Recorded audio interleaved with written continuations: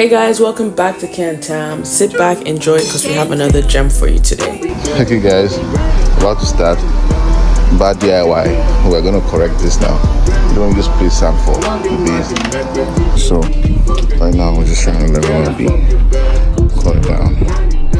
Almost done. Once we're done, we just wet it up and compact it. Guys, so we compacted it. Oh, we're lame. Guys, almost done.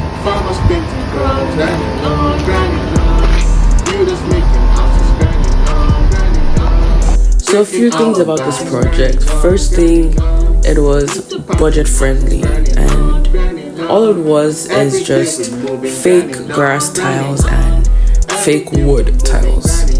And putting this down meant no extra play sand that comes with artificial turf, or no extra construction that comes with the wood, and so it was relatively easy to lay down. The bulk of the work was in the prep.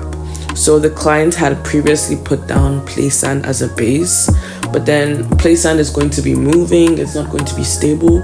So we took out the play sand, we put in crushed limestone, and then we compacted it for a steady base. But the project took some hours to complete, to get it looking so beautiful like this. And you can see this black edging we put on the side. So that little black edging was the cherry on top for this for me, because it made a smooth transition between the existing concrete patio and the extension we did with the fake tiles. Guys, thank you so much for watching. I hope you loved this video, the transformation and the process.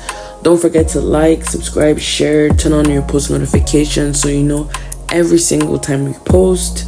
And don't forget, we do all things home improvement.